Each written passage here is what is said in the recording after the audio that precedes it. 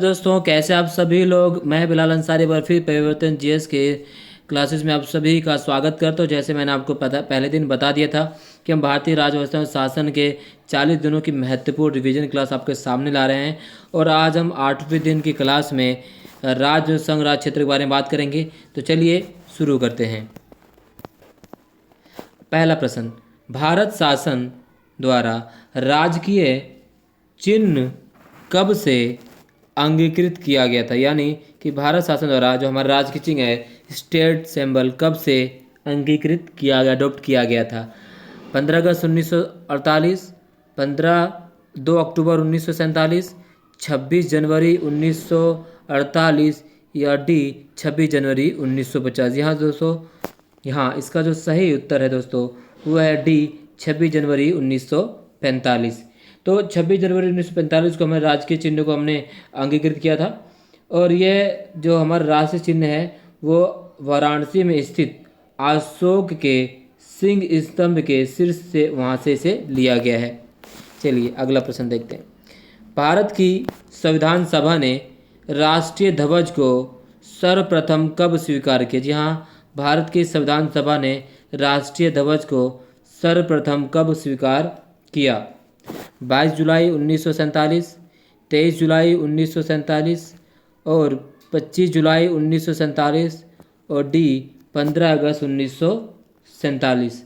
हमारे सामने 4 विकल्प हैं। इसका जो सही उत्तर दोस्तों, प्रश्न पहले बार दोबारा पढ़ लीजिए कि भारत की संविधान सभा ने राष्ट्रीय ध्वज को सर्वप्रथम कब स्वीकार किया गया। तो इसका जो सही उत्तर दोस्तों वह है 22 जुलाई 1947 को हमारी संविधान सभा ने राष्ट्रीय ध्वज को अपनाया। अगर हम संविधान सभा की बात करें तो संविधान सभा ने अपने चौथे अधिवेशन 14 जुलाई 1947 को 1947 से 31 जुलाई 1947 तक 1947 तक, ठीक है। अगर हम फिर उसके बाद 22 जुलाई 1947 को भारत का राष्ट्रीय ध्वज स्वीकार किया गया। और राष्ट्रीय ध्वज के बीच हम जो बात करते हैं इसमें कितनी तीलियाँ दोस्तों, राष्ट्रीय ध्वज के बीच में कुल टोटल 24 तीलियाँ हैं। और राष्ट्रीय ध्वज की जो चौड़ाई और लंबाई का जो अनुपात होता है वह 2:3 होता है। ये सब आप लोग नोट कर लेना, काफ़ी महत्वपूर्ण है और बहुत बार प्रश्न में पूछा भी गया है। चलिए अगला प्रश्न देखते हैं। भारतीय राष्ट्रीय ध्वज में चक्र किसका प्रतीक है।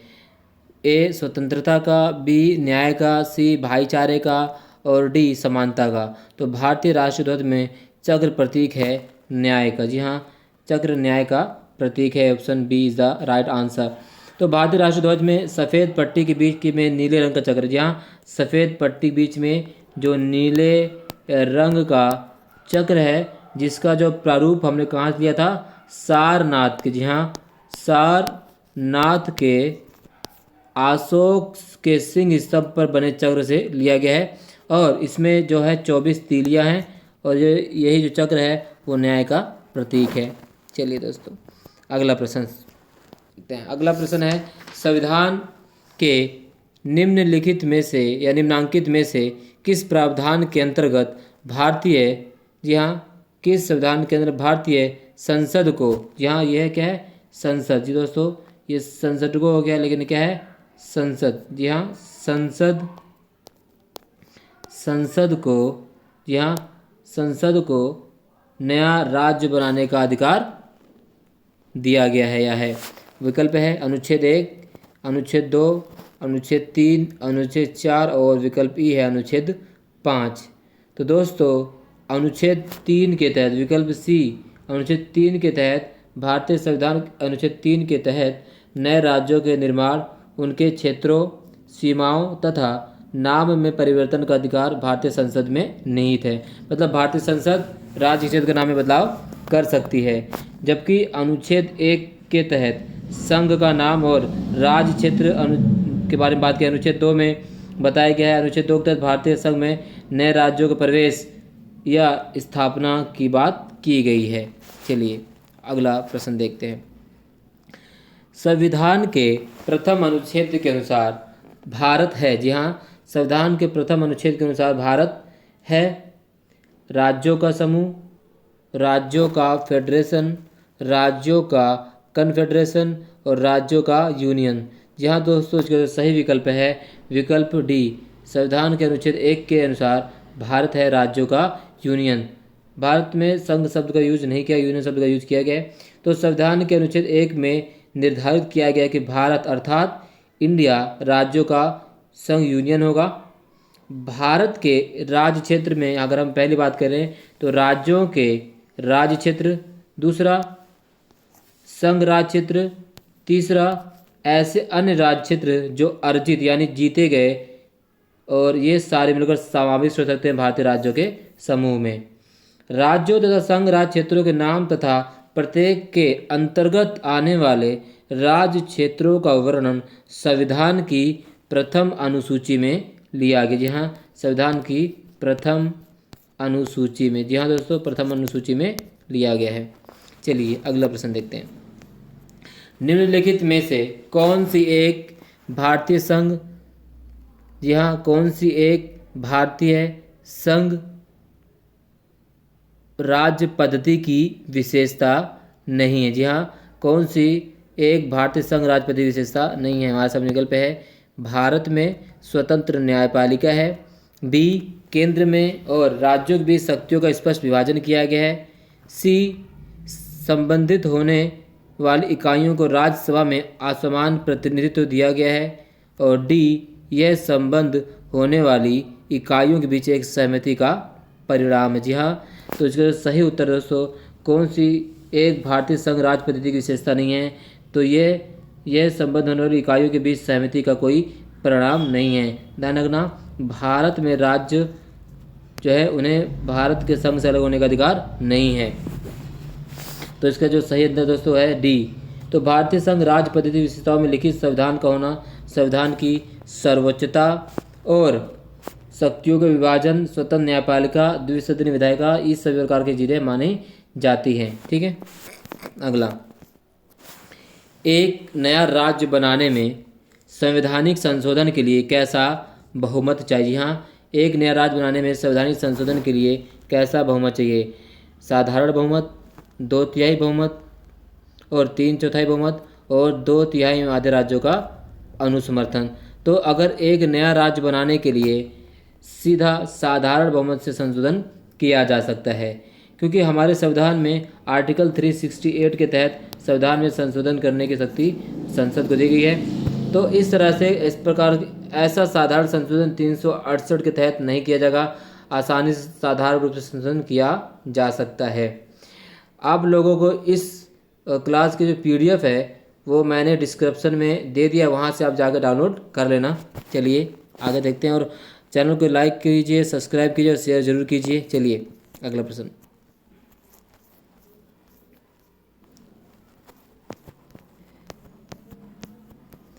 भारत में संघ राज्य क्षेत्रों का प्रशासन होता है। जी हाँ, भारत में संघ राज्यों का प्रशासन होता है। भारत में, एक बार वो क्वेश्चन पढ़ लीजिए, भारत में संघ राज्यों का प्रशासन होता है किसके द्वारा? राष्ट्रपति द्वारा, उपराज्यपाल के द्वारा, गृह मंत्री द्वारा और प्रशासक द्वारा। जी हाँ, तो भारत में संघ राज्यों का प्रशासन राष्ट्रपति द्वारा किया जाता है। Option A right answer. तो अगर हम संविधान के अनुच्छेद आर्टिकल की बात करें तो संविधान के अनुच्छेद 239, यहाँ आर्टिकल 239 का क्लोज 1 के अनुसार संसद द्वारा बनाई गई विधि द्वारा अन्यथा उपबंधित के सिवाय प्रत्येक संघ राज्य क्षेत्र का प्रशासन राष्ट्रपति द्वारा किया जाता है। और वो किस आर्टिकल में दिया गया? आर्टिकल 239 क्लोज 1 में। तो इस तरह से काफ़ी महत्वपूर्ण बन जाता है लोग दोस्तों। तो इसलिए मैं आपको साथ अन्य इससे रिलेटेड अन्य क्वेश्चन भी बता दे रहा हूँ जो इससे बनने की संभावना है। तो आप इसे स्क्रीनशॉट लेके लिख लिए, नोट कर लीजिए ताकि आपको दोबारा पढ़ने में आसानी हो। चलिए अगला प्रश्न देखते हैं। कथन ए भारत संघ नहीं है, कारण किसी भी राज्य का क्षेत्र सीमा नाम उसकी सहमति के बिना भी परिवर्तित करने की शक्ति संघीय संसद को प्राप्त है। तो हमें नीचे दिए गए कूट का प्रयोग करके सही उत्तर का चयन कीजिए। जी हाँ, तो हमें देखना है कि जैसे हमने देखा क्या लिखा है यहाँ पर, पहले लिखा है सही चुनना में किसी भी राज्य का क्षेत्र सीमा नाम उसकी सहमति के बिना भी परिवर्तित करने की शक्ति संघीय संसद को प्राप्त है। तो हमें देखना है कौन सा कथन सही है, कौन सा कारण सही है। तो पहला है, हमारे विकल्प सामने है ए तथा आर दोनों सही हैं और आर और ए की सही व्याख्या है, यानी जो ठीक है। उसके बाद बी ए तथा आर दोनों सही है और आर ए की सही व्याख्या नहीं है। सी ए सही किंतु आर गलत है। डी ए गलत है किंतु आर सही है। तो यहाँ दोस्तों तो इसका जो सही उत्तर है वह डी ए गलत है किंतु आर सही है। मतलब भारत संघ नहीं है, क्योंकि संघ शब्द का यूज हमारे संविधान में कहीं भी नहीं किया गया है, परंतु आर सही है। किसी भी राज्य का क्षेत्र सीमा उनके नाम उनकी सहमति के बिना भी परिवर्तित करने की शक्ति संसद के पास है। मतलब संसद चाहे तो किसी राज्य की सहमति के बिना भी उस राज्य क्षेत्र के नाम और सीमा में परिवर्तन कर सकती है, शक्ति संसद को प्राप्त है। ठीक है। अनुच्छेद 1 के अनुसार राज्यों का संघ यूनियन ऑफ द स्टेट है। किसी राज्य की क्षेत्र सीमा नाम में परिवर्तन हेतु राज्यों की सहमति अनुच्छेद 3 के अनुसार आवश्यक है। चलिए,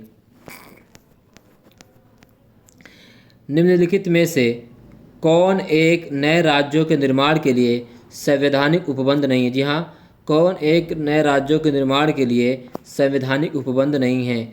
ऑप्शन ए है किसी राज्य का क्षेत्र बढ़ाकर, बी किसी राज्य का क्षेत्र घटाकर, सी किसी राज्य का नाम परिवर्तन कर, डी एक राज्य संघ राज्य क्षेत्र शामिल कर सकेगा। तो इसका सही उत्तर दीजिए दोस्तों। क्वेश्चन है कौन सा एक नए राज्यों के निर्माण के लिए संवैधानिक उपबंध नहीं है? तो डी एक राज्य संघ राज्य क्षेत्र शामिल कर सकेगा। ये हमारे संविधान में बंद नहीं किया गया है। अगर हम बात करें तो भारतीय संविधान के अनुच्छेद 3 के अनुसार राज्य की सीमाएं बदलने, नए राज्य का निर्माण करने अथवा उनके नाम में परिवर्तन करने का अधिकार केवल संसद को दिया गया है। राज्यों को यह अधिकार प्राप्त नहीं है।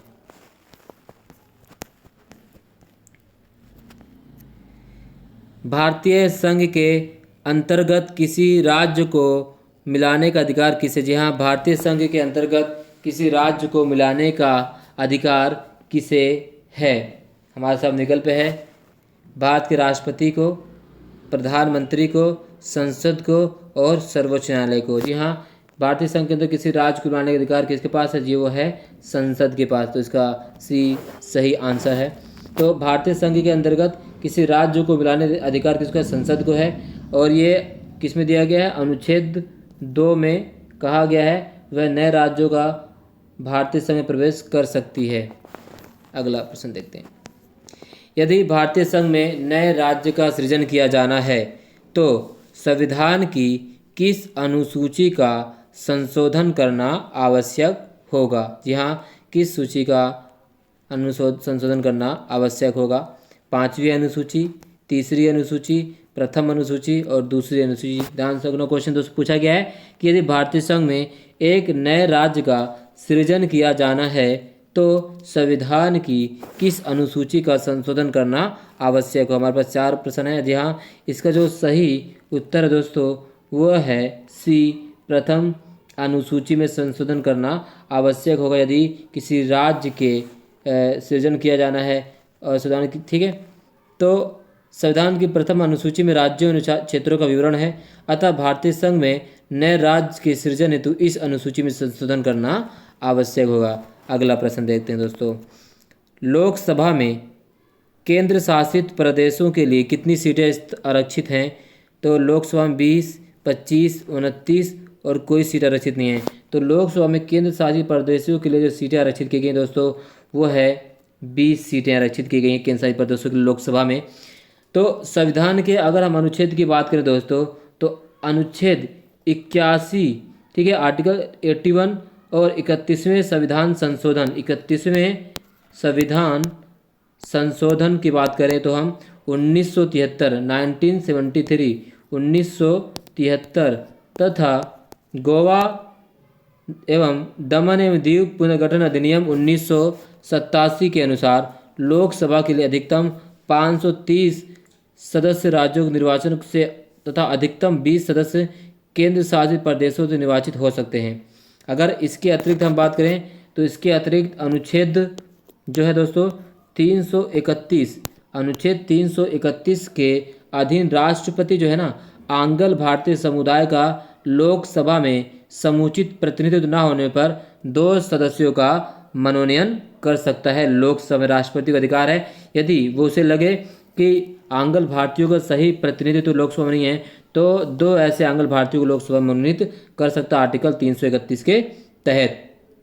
तो इस तरह से क्वेश्चन काफ़ी महत्वपूर्ण बन जाता है। यदि हम अनुसूचित अगर लोकसभा में केंद्र शासित प्रदेशों की सीटों की गणना करें तो कहाँ कहाँ है बता सकते हैं दोस्तों। तो वर्तमान में केंद्र शासित प्रदेशों की लोकसभा सीटों की संख्या 13 है। वर्तमान कितना दोस्तों? 13 है। अगर वर्तमान की बात की जाए तो वर्तमान में 13 है। और इन 13 को कैसे कैसे आवंटन किया गया मैं बता देता हूँ आपको, नोट कर लेना आप सभी लोग। तो इसमें दिल्ली में जो दोस्तों कितने, दिल्ली में 7 सीटें हैं लोकसभा की, ठीक है दोस्तों।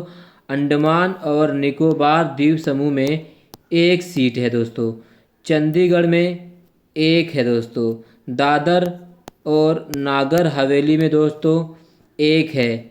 उसके बाद अगर हम बात करें दमन और दीव में भी 1 है दोस्तों।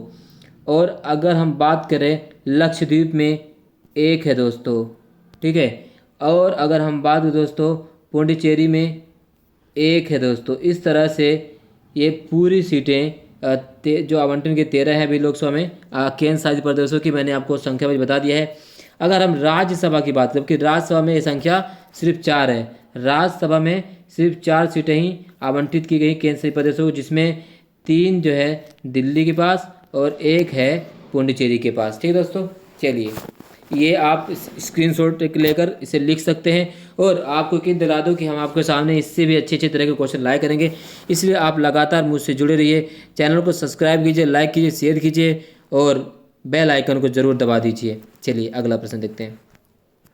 राज्य पुनर्गठन आयोग ने 1 नवंबर 1956 को कितने राज्य तथा कितने संघ राज्य बनाए? जी हाँ, तो 1956 को कितने राज्य कितने संघ बनाए गए? ए 14 राज्य और 6 संघ शासित राज्य, बी 17 राज्य और 6 संघ राज्य, और सी 14 राज्यों 8 संघ राज्य, डी 17 राज्यों 8 संघ राज्य। तो राज्य पुनर्गठन अधिनियम आयोग ने 1 नवंबर 1956 को भारत में बनाए थे 14 राज्य और 6 संघ शासित राज्य बनाए गए थे। तो इसका जो विकल्प ए जो दोस्तों यही सही उत्तर है। और तो 14 राज्यों 6 केंद्र शासित प्रदेश की आंध्र प्रदेश स्वतंत्रता के पश्चात भाषा के आधार पर गठित पहला राज्य। जी हाँ, आंध्र प्रदेश जो राज्य है स्वतंत्रता के पश्चात भाषा के आधार पर गठित पहला राज्य है। इसकी स्थापना की गई थी 1 अक्टूबर 1953। जी हाँ, ये भी बहुत ही महत्वपूर्ण प्रश्न है दोस्तों। मैंने आपको कहा कि मैं आपको बहुत अच्छे अच्छे क्वेश्चन लाऊंगा जो हमारे एग्जाम के लिए काफ़ी महत्वपूर्ण होंगे। चलिए आप लगातार बने रहिए मेरे चैनल पर। चलिए अगला प्रश्न देखते हैं। भारत में कितने राज्य एवं संघ शासित प्रदेश हैं? अगर हम देखें दोस्तों भारत में कितने संघ शासित प्रदेश और कितने राज्य हैं, तो अभी की बात करें तो बताइए 25 राज्य और 7 संघ प्रदेश, 28 राज्य 7 संघ प्रदेश, और 24 राज्यों 6 संघ शासित प्रदेश, और डी इनमें से कोई नहीं थी। हाँ दोस्तों, तो इसका राइट आंसर है डी, इनमें से कोई नहीं। अगर अभी की हम बात करें तो इस समय भारत में राज्यों की कुल संख्या दोस्तों कितनी है? बता दीजिए आप, ये कमेंट बॉक्स में ज़रूर बताना, क्योंकि अभी हाल फिलहाल में आपको पता होना चाहिए कि भारत में अभी कुल कितने राज्य हैं और कितने संघ शासित प्रदेश है। कमेंट बॉक्स में ज़रूर बताना दोस्तों, ठीक है। चलिए अगला प्रश्न देखते हैं।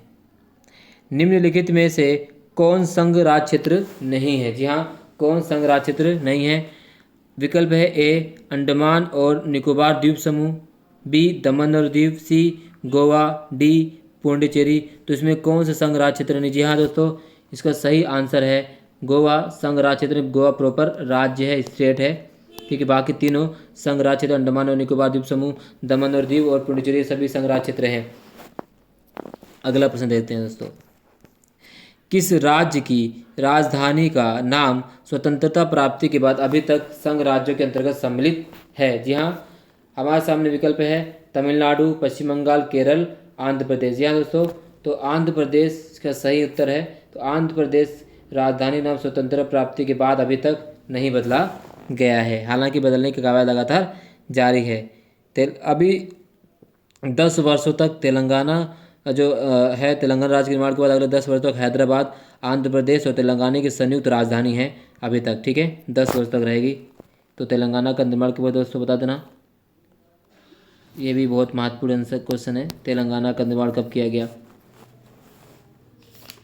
चलिए अगला प्रश्न देखते हैं। किस संविधान संशोधन द्वारा दिल्ली को राष्ट्रीय राजधानी क्षेत्र का दर्जा दिया गया। यहाँ किस संविधान संशोधन द्वारा दिल्ली को राष्ट्रीय राजधानी क्षेत्र का दर्जा दिया गया। 67वां, 69वां, 70वां और 68वां।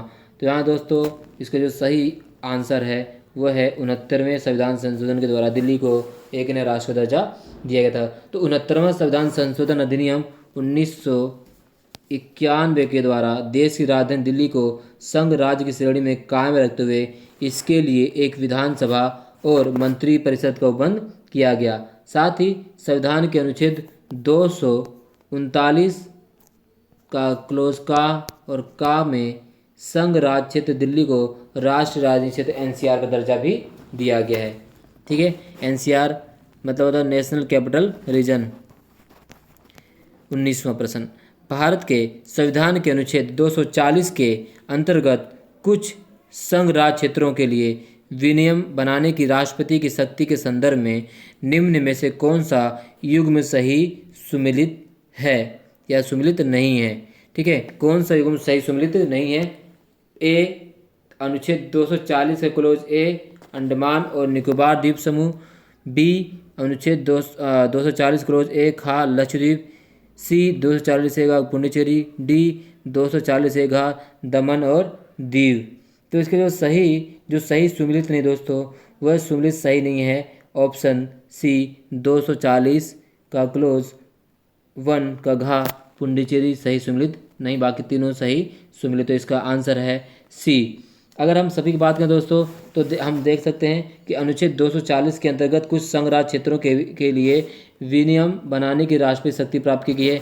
इसमें 240 का क्लोज 1 के का के तहत अंडमान और निकोबार द्वीप समूह, 240 क्लोज 1 का खा के तहत लक्षद्वीप और 240 क्लोज 1 का गा के तहत शायद दादर और नागर हवेली और 240 का क्लोज 1 का घा के समय दमन और दीव और 240 अड़ा जो है पुडुचेरी। तो इस तरह इसकी संकल्पना की गई है। चलिए अगला प्रश्न देखते हैं।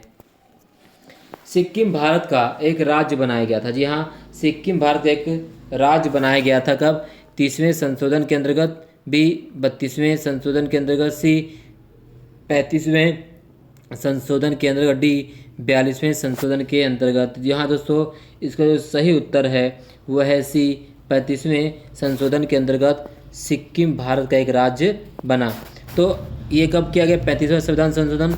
ये किया गया था दोस्तों 1974 में 1974 के द्वारा सिक्किम को भारत में संयुक्त राज्य एसोसिएट स्टेट के रूप में शामिल किया गया था। और 36वें संविधान संशोधन ध्यान दोस्तों 36वें संविधान संशोधन के द्वारा सिक्किम को 22वां राज्य यानी पूर्ण राज्य का दर्जा प्रदान किया गया 1975 में। तो सिक्किम पूरी तरह से भारत राज्य का बना 1975 में। कब 36वें संविधान संशोधन के द्वारा, याद रखना दोस्तों। और 35वें संविधान संशोधन के द्वारा इसे एसोसिएट राज्य का दर्जा दिया गया था 1974 में। बना कब 1975 में संशोधन 36वां। तो याद रखना, इस तरह से बहुत प्रकार से क्वेश्चन बन सकता है और बहुत बार पूछा भी क्वेश्चन, इसलिए मैं आपको सही तरीके से सभी तरीके से बता दे रहा हूँ किस प्रकार क्वेश्चन बन सकता है और किस प्रकार से बने हुए हैं क्वेश्चन। चलिए अगला, बिहार को काटकर एक पृथक राज्य का बनना संभव है। बिहार को काटकर एक पृथक वनांचल राज्य का बनना संभव है।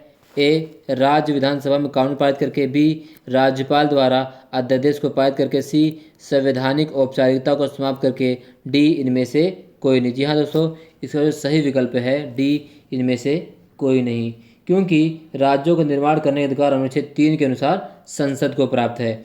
अतः बिहार को काटकर पृथक वनांचल राज्य का बनना संसद के प्रावधान द्वारा ही संभव है। अतः सभी विकल्प गलत हैं, इसमें कोई भी सही नहीं है। अगला, कावेरी जल विवाद। यहाँ दोस्तों बहुत ही महत्वपूर्ण प्रश्न है। कावेरी जल विवाद के अंतर्गत कौन कौन से राज्य शामिल है दोस्तों बता देना। कर्नाटका, महाराष्ट्र, गोवा, आंध्र प्रदेश।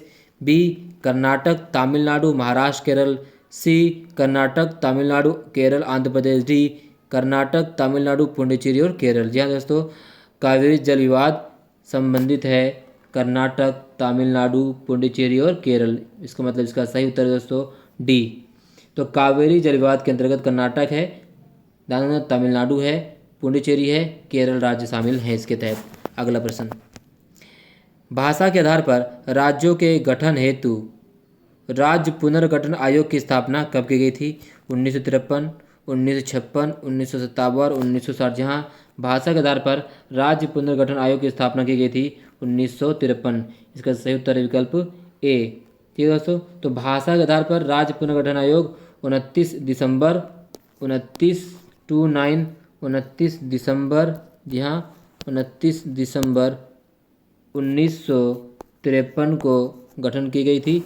और इसकी रिपोर्ट आई थी कब दोस्तों? इसने अपनी रिपोर्ट दी थी 30 रिपोर्ट आई थी 30 दिसंबर 1955 को, 1955 को इसकी रिपोर्ट 1955 को इसकी रिपोर्ट आई थी दोस्तों। ठीक है, और आयोग के अध्यक्ष, इसके अध्यक्ष कौन थे आयोग के अध्यक्ष थे फजल अली तथा अन्य 2 सदस्य कौन कौन थे? तो इस आयोग के अध्यक्ष कौन थे? फजल अली। इनके साथ 2 अध्यक्ष थे, एक का नाम था हृदयनाथ कुंजरू और एक थे KM पाडिक्कर।